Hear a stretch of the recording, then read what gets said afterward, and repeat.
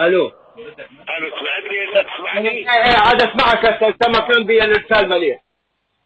ثلاث اشياء، وحده تنحكي من كل اللجان اللي انت اثبت بيها. ايه.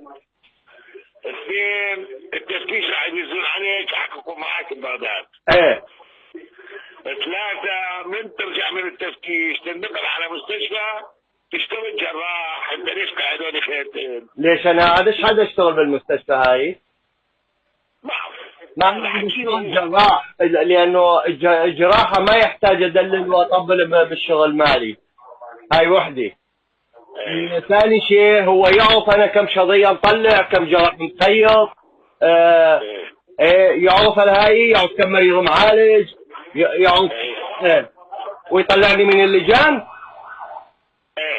اللجان ليش منك وعي مشيها غير صار 14 15 سنه. هو الحكي. تتذكر قبل اسبوع ما قلت لك يا رجل خفف شويه، كيف راح تجيك بلي هذا شغلك؟ ايه تجيني بلوي. انا عاد اشتغل، ليش عاد اشتغل انا ضده؟ انا عاد اشتغل للمرضى. ما عندهم دواء، كانيولا ما عندهم، سرنج ما عندهم، جبس ما عندهم، اكل ما عندهم بالمستشفى. والله اعرف، وهو يعرف انه ما عندهم اكل بالمستشفى، وما عندهم سرنج، وما عندهم حتى فتوا على اسنان، ما عندهم حشوه ولا عندهم مخدر ولا عندهم كل شيء. بالاسنان ايش معكو؟ بالاسنان ايش معكو؟ بالاسنان عندنا لا مخدر ايه ولا حشوه، ايه لا ضوئيه ولا عاديه. هسه حسن. خوش الله يدعي. دعك هو يتصور انه انا عاد اعمل ضده. هو ما يعرف انا الطبابه ما لي علاقه بها. انا لي علاقه بهذول المسيكين اللي يفوتون على المستشفى ويصرفون الفلوس للباص ودواء ماكو، فنج ماكو، حشوه ماكو، سرنج ماكو. والله اعرف. وكتبت كتاب انه الصحه كده اخذت البدايه مع المعوقين مع معمل الاطراف. مع معمل الاطراف. ايه اخذ وقتي لمن يجي المعمل جاء. اخذ وقتي، المعمل جاء.